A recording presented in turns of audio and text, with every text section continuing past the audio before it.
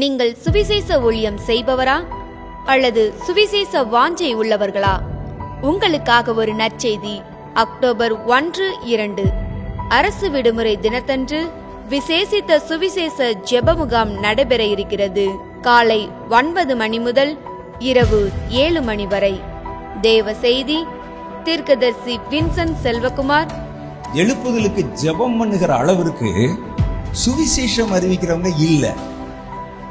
சுவிசேஷம் அறிவிக்காமல் எழுப்புதல் வருவதற்கு வாய்ப்பு இல்லை. நீங்க எவ்வளவுதான் ஜெபம் பண்ணாலும், ஜெபம் ஒரு மழை மாதிரி தண்ணி பெய்தாலும் அந்த தண்ணீர் செடிகளுக்கு பாய்ச்சப்பட்டாதான் செடி வளரும். மழை பெஞ்சாலும் வளர்ந்துடாது, செடிக்கு போகணும். அது மாதிரி அவைகளை கொண்டு போய் சேர்க்கிற பணிதான் சுவிசேஷகர் பணி.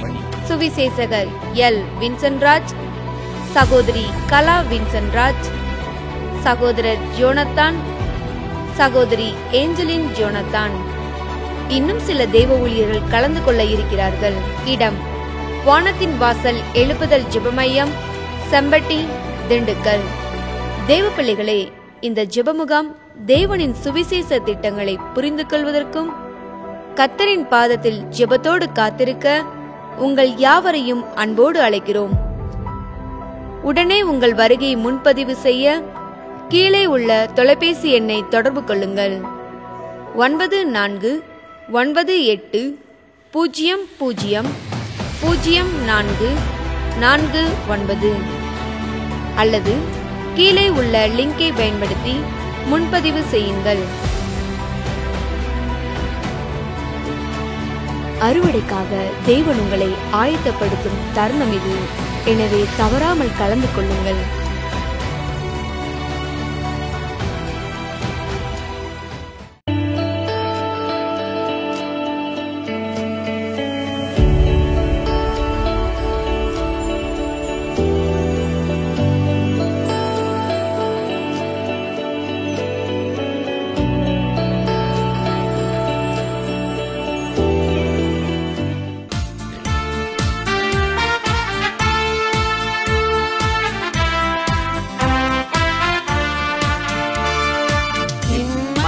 காத்து நடத்தினீரே, இனிமேலும் காத்து நடத்துவீரே.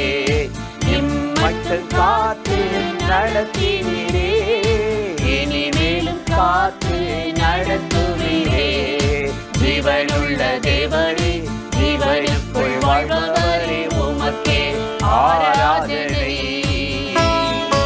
உமக்கே ஆராதனை.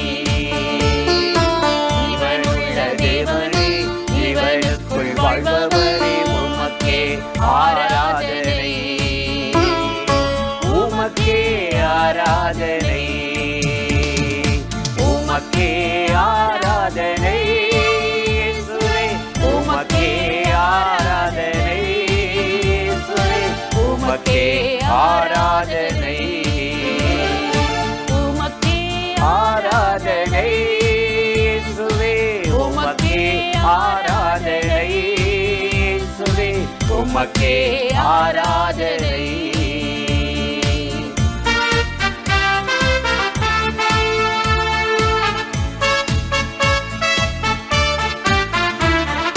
நான் நம்பும் தேவனும் நீ,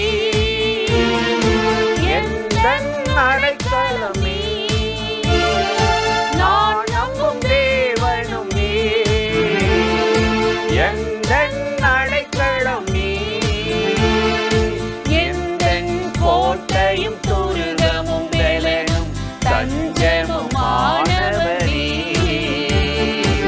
எந்தன் கோட்டையும் துருகமும் பலனும் தஞ்சமுமானவரே. ஜீவனுள்ள தேவனே, ஜீவனுக்குள் வாழ்பவரே, உமக்கே ஆராதனை, உமக்கே ஆராதனை.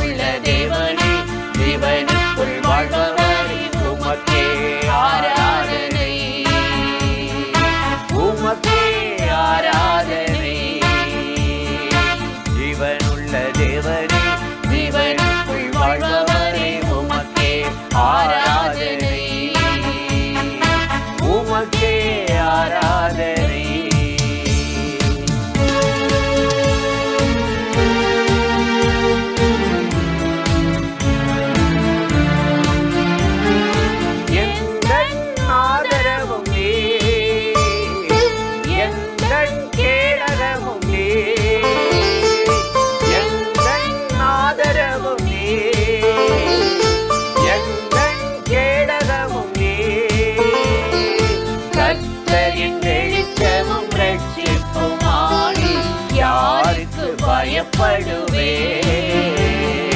கர்த்தரின் வெளிச்சமும் ரட்சிப்புமானி யாருக்கு பயப்படுவேன். ஜீவனுள்ள தேவனே, ஜீவனுக்குள் வாழ்பவரே, உமக்கே ஆராதனை, உமக்கே ஆராதனை. ஜீவனுள்ள தேவனே, ஜீவனுக்குள் வாழ்பவரே, உமக்கே ஆராதனை, உமக்கே ஆராதனை, உமக்கே ஆராதனை, உமக்கே ஆராதனை, உமக்கே ஆராதனை,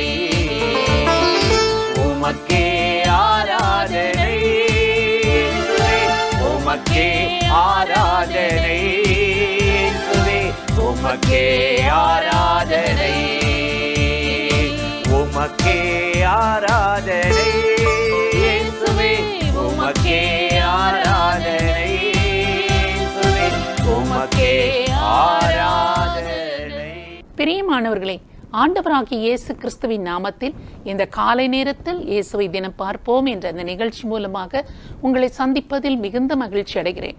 1 சாமுவேல் 18ஆம் அதிகாரம் 4வது வசனத்தில் நாம் வாசிக்கிறோம், யோனத்தான் போர்த்து கொண்டிருந்த சால்வையை கழற்றி அதையும் தன் வஸ்திரத்தையும் தன் பட்டயத்தையும் தன் வில்லையும் தன் கச்சையையும் கூட தாவீதுக்கு கொடுத்தான்.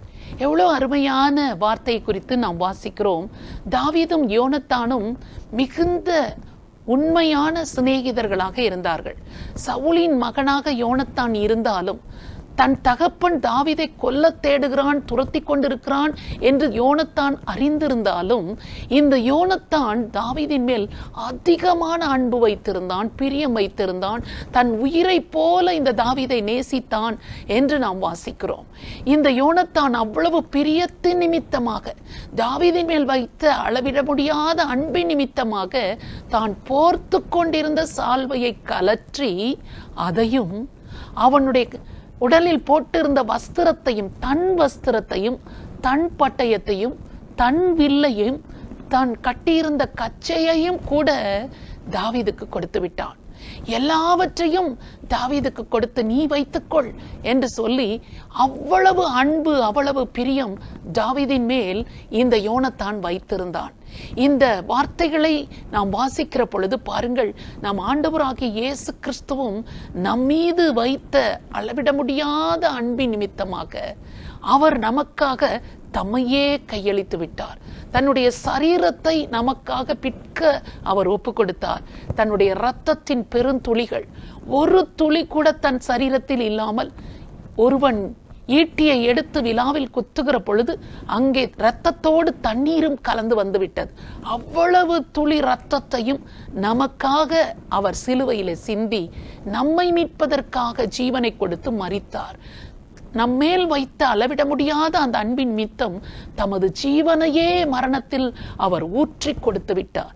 அவரையே கொடுத்த அவர் அவரோடு கூட மற்ற எல்லாவற்றையும் நமக்கு அருளாதிருப்பது எப்படி என்றுதான் பவுல் அப்போஸ்தலன் எழுதுகிறார். எவ்வளவு பெரிய நேசத்தை நம் ஆண்டவர் இயேசு நம் மீது வைத்திருக்கிறார். எனக்கு அதை தரவில்லையே, இதை தரவில்லையே, இது கிடைக்கவில்லையே, இது தாமதமாக்கி கொண்டிருக்கிறதே என்று நாம் முறுமுறுத்துக் கொண்டிராமல், எனக்காக நீர் கொடுத்த ஜீவனுக்காக, நீர் எனக்காக சிந்தின விலை மதிக்க முடியாத இரத்தத்திற்காக உமக்கு ஸ்தோத்திரம், இதோடு கூட எல்லாவற்றையும் எனக்கு நீர் தருவீர் என்று விசுவாசித்து அவர் நாமத்தை நம்புங்கள், அவரை பார்த்து கேளுங்கள். இவர் உம்மோடு கூட இதை எல்லாவற்றையும் எனக்கு கொடுக்காதிருப்பது எப்படி? நிச்சயமாக நீர் எனக்கு தருவீர். நான் வேண்டிக் கொள்வதற்கும் நினைப்பதற்கும் மிகவும் அதிகமாக எனக்கு நீர் செய்வீர் என்று ஆண்டவர் இயேசுவின் மீது விசுவாசம் வைத்து அவரை பற்றி கொள்ளுங்கள். அவரை நோக்கி ஜெபம் பண்ணுங்கள்.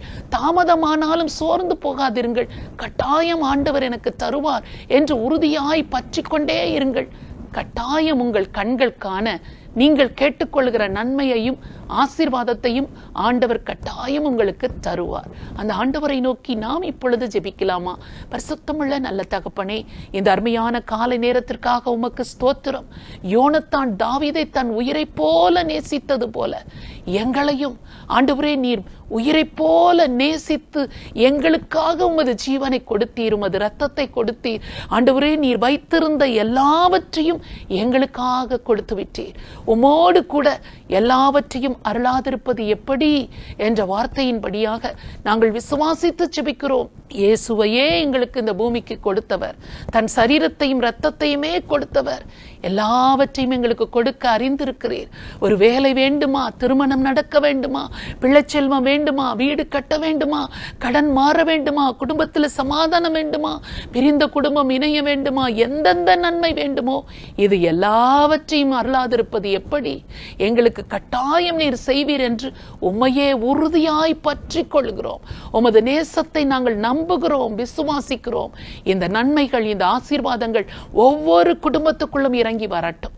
இயேசு கிறிஸ்துவின் நாமத்தில் ஜெபிக்கிறோம் நல்ல பிதாவே, ஆமென். இந்த நிகழ்ச்சி உங்களுக்கு மிகுந்த ஆசீர்வாதமாய் இருந்திருக்கும் என்று நிச்சயமாய் நாங்கள் நம்புகிறோம். நீங்கள் பெற்ற நன்மைகளை எங்களோடு கூட பகிர்ந்து கொள்ளுங்கள், மற்றவர்களுக்கும் ஷேர் பண்ணுங்கள். கர்த்தர் உங்களை ஆசீர்வதிப்பாராக. ஆமென்.